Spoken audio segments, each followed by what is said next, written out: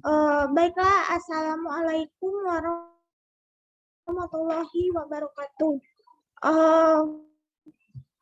Pertama-tama, kami dari kelompok 11 ingin memperkenalkan diri terlebih dahulu.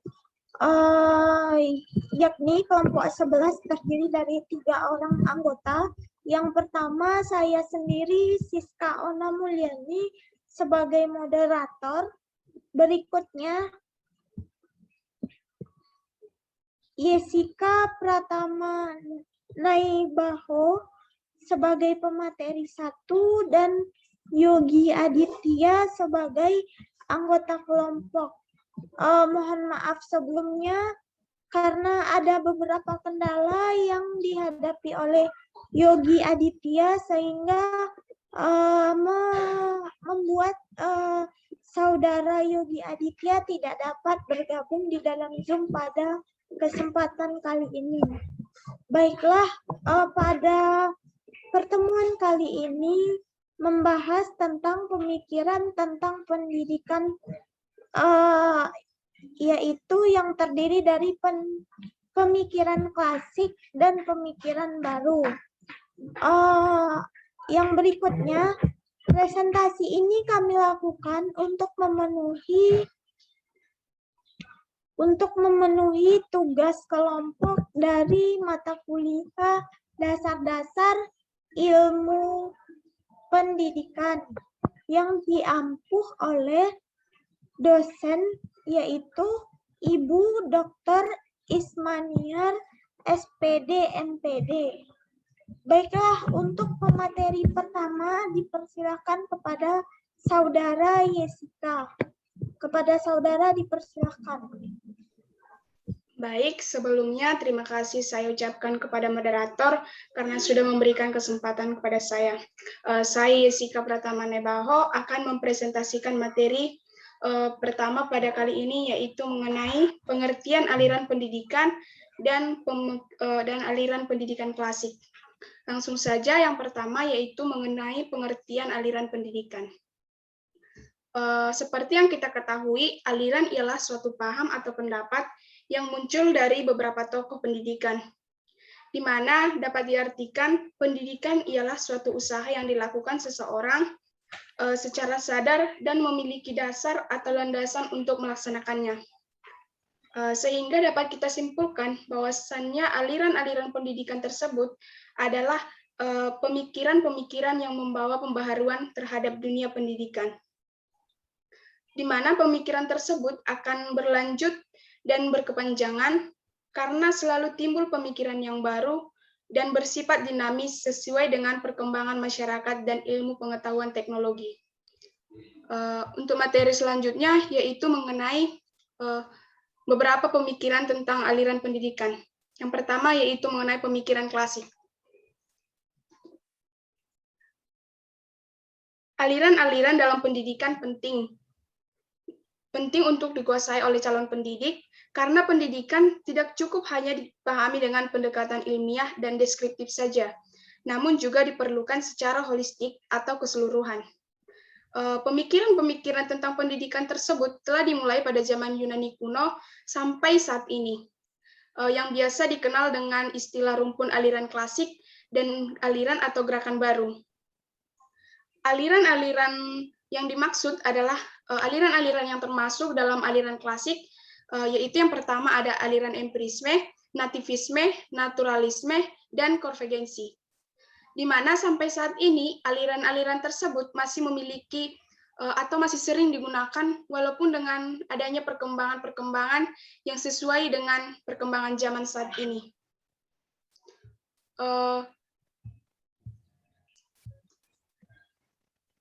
Untuk yang pertama yaitu mengenai aliran empirisme. Empirisme berasal dari bahasa Latin yaitu yang asal katanya empiri, di mana diartikan sebagai pengalaman. Aliran ini dipelopori oleh John Locke yang terkenal dengan teorinya yaitu tabula rasa, di mana artinya meja berlapis lilin yang belum ada tulisan di atasnya. Atau dengan kata lain, dilahirkan seperti kertas kosong yang belum memiliki tulisan. Maka di sini pendidikanlah yang akan menulisnya. Perkembangan dari seseorang tersebut akan tergantung pada pengaruh lingkungan dan pengalaman-pengalaman yang diperoleh dalam hidupnya. Sehingga pendidikan di sini memiliki peran penting karena sebab pendidik dapat menyediakan lingkungan kepada anak dan akan diterima oleh anak sebagai pengalaman-pengalaman yang baik.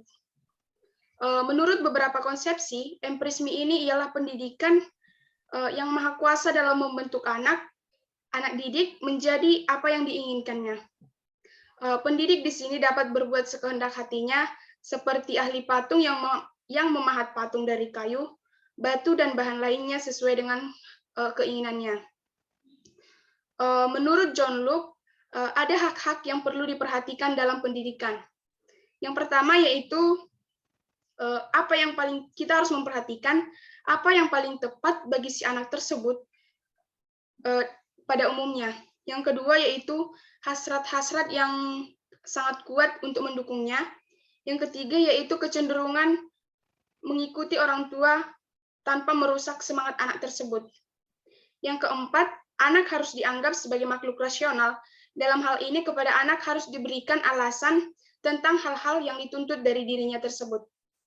Kemudian pelajaran di sekolah jangan disampaikan menjadi beban bagi anak, karena kita harus memperhatikan suasana dari hati anak tersebut.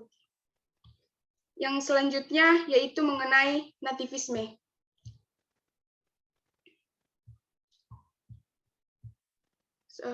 Sebentar.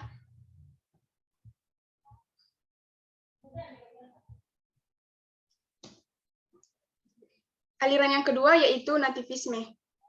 Nativisme dalam bahasa lain berasal dari bahasa Latin yaitu nativus, yang mana memiliki arti terlahir. Pertama sekali aliran ini dipelopori oleh Schopenhauer, yaitu dari seorang filosofi bangsa Jerman. Beliau mengungkapkan bahwasannya pendidikan adalah membiarkan seseorang bertumbuh berdasarkan apa yang dibawanya sejak lahir. Bagi nativisme, lingkungan sekitar tidak akan memiliki arti karena lingkungannya tidak dapat mempengaruhi perkembangan dan pendidikan tidak berpengaruh sama sekali terhadap perkembangan seseorang tersebut. Pendidikan yang diberikan tidak sesuai dengan apa yang dibawa sejak lahir seseorang, tidak akan ada gunanya dengan perkembangan.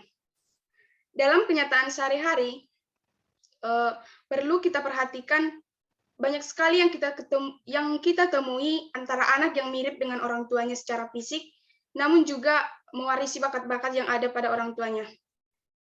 Aliran nativisme ini bertolak belakang dari Leibnizian tradition, yang mana lebih menekankan kepada kemampuan dari diri anak tersebut, sehingga faktor lingkungan, termasuk faktor pendidikan, akan kurang berpengaruh pada perkembangan anak tersebut. Yang selanjutnya yaitu yang ketiga mengenai aliran yang ketiga yaitu naturalisme. Naturalisme berasal dari bahasa Latin yaitu natur, yang mana memiliki arti alam, tabiat, atau pembawaan. Aliran ini pertama kali dipelopori oleh J.J. Rossi, seorang filosof kebangsaan Prancis. Aliran ini dinamakan juga nativisme karena aliran ini meragukan pendidikan untuk perkembangan seorang anak yang dilahirkan dengan pembawaan yang baik. Adapun ciri utama dari aliran ini dalam mendidik adalah seseorang kembalilah kepada alam agar pembawaan yang baik tersebut tidak dirusak oleh pendidik. Dengan kata lain dapat kita simpulkan bahwasanya pembawaan yang baik itu harus berkembang secara langsung. Aliran ini berpendapat bahwa pendidik wajib membiarkan pertumbuhan anak pada alam. Bisa dikatakan di sini pendidikan tidak diperlukan, karena yang harus dilaksanakan adalah menyerahkan anak didik ke alam agar pembawaan yang baik sejak lahir tersebut tidak menjadi rusak di dalam tangan manusia dengan proses atau kegiatan pendidikan. Nah, kesimpulan dari pandangan ini ialah kodrat atau alam manusia adalah baik, masyarakat adalah buruk, dan untuk memperbaiki kesusilaan, kebiasaan dalam masyarakat, orang wajib kembali ke dalam alam atau kodrat. Aliran yang keempat yaitu konvergensi. Aliran konvergensi ini berasal dari bahasa Inggris yaitu konvergensi, yang mana memiliki arti pertemuan pada suatu titik. Pertama sekali, aliran ini dipelopori oleh William Starr, di mana beliau adalah seorang ahli pendidikan dari bangsa Jerman. Aliran ini mempertemukan dua aliran yang berlawanan, yaitu antara nativisme dan empirisme. Perkembangan seseorang tergantung kepada pembawaan dan lingkungannya. Maka pembawaan dan lingkungan mempengaruhi perkembangan seseorang tersebut.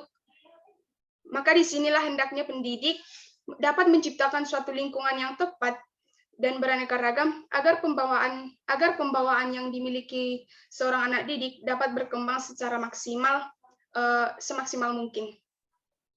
Menurut konvergensi ini terdapat beberapa teori. Yang pertama yaitu pendidikan mungkin dapat dilaksanakan. Yang kedua yaitu pendidikan diartikan sebagai pertolongan yang diberikan lingkungan pada anak didik untuk mengembangkan potensi yang ada dalam dirinya sendiri. Yang ketiga yaitu hasil pendidikan itu akan tergantung dari pembawaan dan lingkungan yang ada di lingkungan sekitarnya. Pada umumnya aliran konvergensi ini diterima secara luas sebagai pandangan yang tepat dalam memahami tumbuh kembang manusia. Meskipun demikian, namun tetap mengalami beberapa faktor hambatan, yaitu adanya perbedaan pendapat antara yang satu dengan yang lain, dengan teknik cara yang mengajar, strategi yang dilakukan dalam proses belajar mengajar. Nah, jadi di sini perlu kita perhatikan bahwasannya kemampuan yang dibawa pada waktu lahir itu akan berkembang dengan baik tanpa adanya dukungan dari lingkungan, tidak akan berkembang baik tanpa adanya dukungan dari lingkungan sekitar. Sebaliknya, lingkungan yang baik tidak akan dapat menghasilkan perkembangan anak yang baik atau optimal kalau memang seorang anak tersebut tidak memiliki bakat atau kemampuan yang ada dalam dirinya untuk dikembangkan. Yang selanjutnya itu yang kedua mengenai adanya pengaruh aliran klasik terhadap dunia pendidikan di Indonesia. Perlu kita ketahui bahwasanya semua aliran klasik pendidikan pada dasarnya telah mempengaruhi dunia pendidikan di Indonesia. Namun, dari keempat aliran klasik tersebut, masih banyak yang diadopsi dalam mengatur sistem pendidikan di sekolah-sekolah di berbagai negara, termasuk itu di Indonesia sendiri. Karena aliran-aliran tersebut memiliki kecenderungan untuk mengemukakan satu faktor dominan saja dalam mengembangkan manusia. Sebagai hasilnya yaitu penganut aliran klasik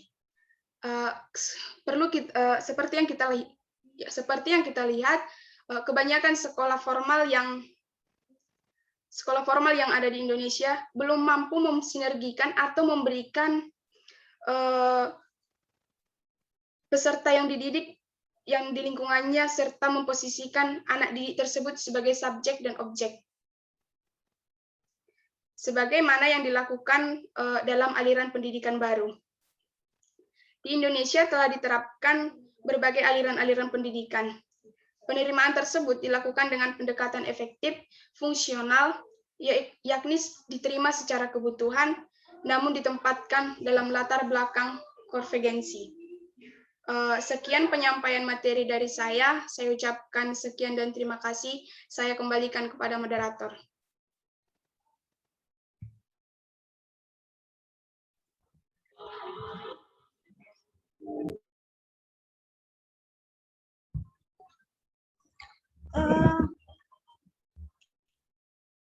Terima kasih kepada Saudara Yesi. Untuk materi berikutnya akan saya sampaikan sendiri, yaitu tentang pemikiran baru tentang pendidikan. Pemikiran baru tentang pendidikan ini terbagi dari beberapa hal. Yang pertama adalah pengajaran alam sekitar. Perintis gerakan ini antara lain adalah F.R.A. Winger tahun 1808 sampai 1888 di Jerman, dengan Hermann Quinde pengajaran alam sekitar, dan J.L. Leichhardt pada tahun 1959 sampai 1916 di Belanda. Dengan Hetworleven atau kehidupan senyata-nyatanya, di mana aliran ini berpendapat bahwa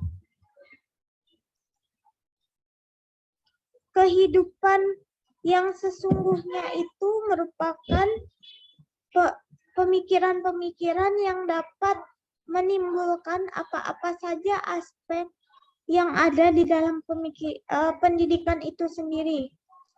Yang dapat kita ketahui bahwa pendidikan itu atau unsur-unsur dari pendidikan itu tidak hanya didapat oleh seseorang dari guru atau dari orang lain, tetapi bisa juga didapatkan oleh orang tersebut dari pengalaman-pengalaman atau dari keadaan-keadaan sekitar yang nyata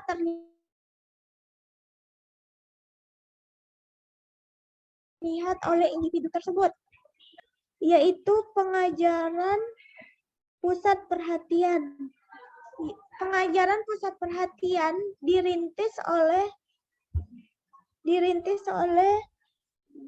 Wiedemann de Crowley pada tahun 1871 sampai 1932 dari Belgia. Dengan pengajaran pusat minat atau centers interest, menurut de Crowley, dunia ini terdiri dari alam dan kebudayaan, dan dunia harus hidup dan mengembangkannya untuk mencapai cita-cita. Oleh karena itu, harus mempunyai pengetahuan atas dirinya sendiri dan dunianya. Pengetahuan anak harus bersifat subjektif dan objektif. Di sini pengajaran pusat perhatian ini dapat diartikan sebagai pengajaran di mana individu atau siswa dipusatkan atau difokuskan kepada minat-minat tertentu sesuai dengan keinginannya dan bakat yang ia miliki. Di sini tujuan dari pengajaran ini di mana siswa nantinya diharapkan dapat lebih fokus kepada satu bidang dan mengembangkan dirinya di bidang tersebut yang ia minati, di mana nantinya di dalam pengembangan minat tersebut siswa dapat lebih bersifat subjektif dan objektif melihat ilmu pengetahuan yang ia minati. Yang berikutnya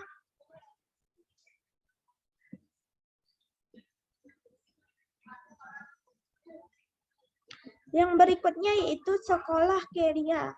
Sekolah karya ini dapat dipandang sebagai titik kulminasi dari pandangan-pandangan yang mementingkan pendidikan keterampilan dalam pendidikan J.A. Comenius pada tahun 1592 dan sampai 1670. Menekankan agar pendidikan mengembangkan pikiran, ingatan, bahasa, dan tangan atau keterampilan kerja tangan. Di dalam pemikiran baru dalam kriteria sekolah karya ini dapat kita lihat bahwa di sini pendidikan lebih berfokuskan kepada bagaimana individu tersebut dapat terampil. Terampil di sini lebih ditekankan kepada keterampilan dalam membuat sesuatu atau menciptakan sesuatu, baik itu dalam bentuk bahasa, karya dalam bentuk keterampilan tangan, ataupun keterampilan-keterampilan lainnya. Yang berikutnya pengajaran proyek. Pada pengajaran proyek, anak bebas menentukan pilihannya terhadap pekerjaan yang ia inginkan, merancang serta memimpinnya. Proyek yang ditentukan oleh anak mendorongnya mencari jalan pemecahan bila ia menemukan kesukaran. Proyek itulah yang menyebabkan mata pelajaran itu tidak terpisah satu dengan yang lain. Pelajaran berkisar di sekitar minat sewajar. Pada ajaran proyek ini dijelaskan bahwa di mahasiswa dapat lebih mengeksplorasi bahasan-bahasan tertentu atau masalah-masalah tertentu yang ia ciptakan dalam bentuk proyek. Di siswa diri untuk dapat lebih mengeksplor lagi apa-apa saja aspek yang ada dengan diri atau pembahasan yang ia kerjakan dalam bentuk proyek tersebut. Dalam pembelajaran proyek ini disebutkan bahwa pembelajaran itu tidak dipisah-pisah. Artinya dalam suatu proyek bisa saja misalnya di situ ada membahas tentang peran sosial, pendidikan komunikasi, dan lain sebagainya. Sehingga dalam pengajaran proyek ini memang dibutuhkan kemandirian siswa dalam menjalankannya. Dan juga siswa diharapkan dalam pengajaran proyek ini melakukannya dalam bentuk pembelajaran kelompok agar dapat menemukan ide-ide baru dari banyak pemikiran.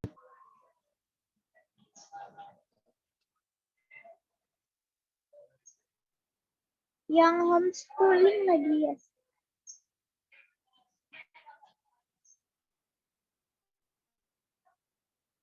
Iya Kak, lanjut aja Kak. Baiklah, yang berikutnya yaitu homeschooling. Homeschooling berasal dari bahasa Inggris, yaitu home dan schooling. Home berarti rumah dan schooling berarti bersekolah.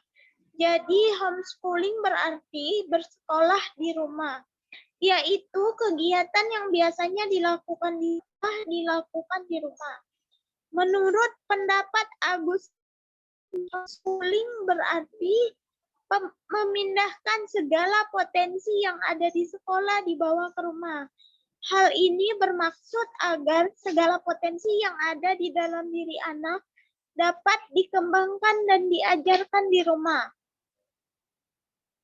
Homeschooling juga sama dengan home education, yaitu pendidikan yang dilakukan secara mandiri oleh keluarga di mana materi-materinya dipilih dan disesuaikan dengan kebutuhan anak.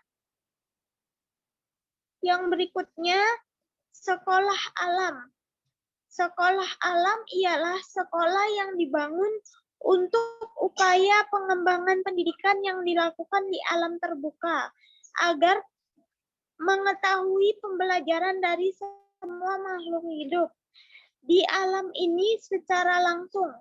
Berbeda dengan sekolah pada umumnya yang menggunakan sistem ruangan berupa kelas, para siswa di sekolah alam dibebaskan waktunya untuk lebih banyak berinteraksi di alam terbuka sehingga terbentuk pembelajaran langsung pada materi dan pembelajaran yang bersifat pengalaman. Konsep yang digunakan dalam sekolah alam. Mohon maaf, mungkin teman saya moderator lagi ada kendala, maka untuk materi selanjutnya akan saya jelaskan sendiri. Jadi seperti yang dikatakan tadi, bahwasannya sekolah alam memiliki konsep yang digunakan dalam sekolah, yakni meliputi penggunaan alam sebagai tempat untuk belajar, di mana penggunaan alam tersebut sebagai media dan bahan untuk pengajaran memiliki peranan penting untuk digunakan sebagai objek pembelajaran. Di mana sekolah ini mampu mengatasi, dengan adanya sekolah alam, maka akan mampu mengatasi kebosanan yang ada pada anak didik. Karena pembelajaran yang dilakukan tidak hanya di dalam kelas saja, yang mungkin sebagai tempat yang membosankan.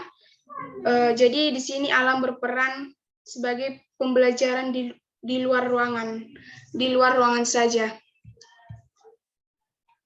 Selanjutnya yaitu mengenai pendidikan berasrama atau boarding school, di mana boarding school ini adalah sistem sekolah dengan asrama, di mana peserta didik dan juga para guru dan pengelola sekolah akan tinggal bersama di dalam asrama dalam lingkungan sekolah tersebut dalam kurun waktu yang sudah ditentukan.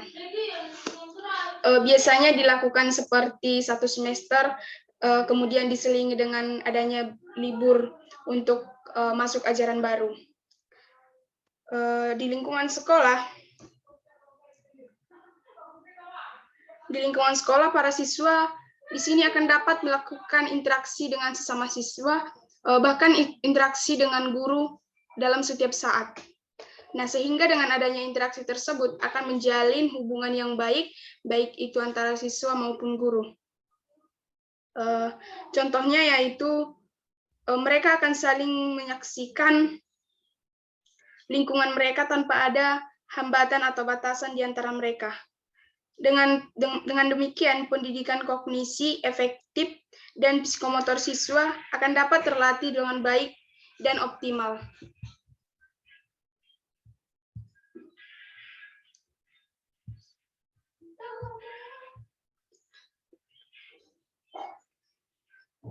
Boarding school juga dijaga ketat agar tidak terkontaminasi oleh hal-hal yang tidak sesuai dengan sistem pendidikan atau dengan ciri khas suatu sekolah berasrama. Dengan demikian, peserta didik akan terlindungi dari hal-hal yang negatif seperti merokok, narkoba, dan lain sebagainya. Kemudian dengan adanya tayangan seperti juga hal-hal negatif tayangan film yang ada di sinetron yang tidak mendidik siswa dan yang tidak mendidik siswa ke arah yang lebih baik. Mungkin untuk materi selanjutnya saya serahkan kembali kepada Saudari Siska Ona Mulyani mengenai pendidikan inklusif. Terima kasih.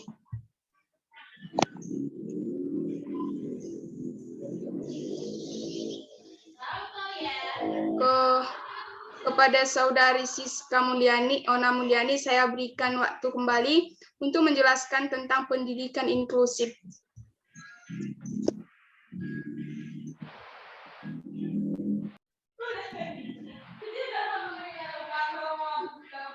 Mohon maaf atas kendala yang tadi terjadi. Di sini saya akan menjelaskan tentang pendidikan inklusif, yaitu di mana pendidikan inklusif ini adalah sistem penyelenggaraan pendidikan yang memberikan kesempatan kepada semua peserta didik yang memiliki kelainan atau yang memiliki potensi kecerdasan, bakat istimewa untuk mengikuti pendidikan dan pembelajaran dalam satu lingkungan pendidikan secara bersama-sama dengan peserta didik pada umumnya. Di sini pendidikan inklusi ini dapat diartikan bahwa bagi sebagian individu atau siswa yang memiliki keterbatasan atau yang memiliki gangguan-gangguan, baik itu gangguan fisik maupun secara mental, untuk dapat terus atau untuk dapat senantiasa mengikuti pendidikan umum seperti siswa-siswa lainnya di satu tempat yang sama, seperti itu. Yang berikutnya yaitu pengaruh aliran baru dalam pendidikan terhadap penyelenggaraan pendidikan di Indonesia. Gerakan baru dalam pendidikan terutama berkaitan dengan kegiatan belajar mengajar di sekolah. Namun dasar-dasar pikirannya tentulah menjangkau semua segi dari pendidikan, baik aspek konseptual maupun operasional. Sebagai contoh yang telah dikemukakan pada setiap paparan tentang gerakan itu, untuk Indonesia seperti muatan lokal dalam kurikulum untuk mendekatkan peserta didik dengan lingkungannya. Perkembangan sekolah kejuruan atau SMK, penumpukan semangat kerja sama multidisiplin dalam menghadapi masalah dan sebagainya. Baiklah, hanya itu yang dapat kami sampaikan dari kelompok 11. Mohon maaf atas gangguan-gangguan teknis yang terjadi pada Zoom atau presentasi materi pada hari ini. Saya selaku moderator dan teman saya isi menginginkan presentasi kali ini agar dapat menambah wawasan kita tentang dunia pendidikan. Sekian. Assalamualaikum warahmatullahi wabarakatuh.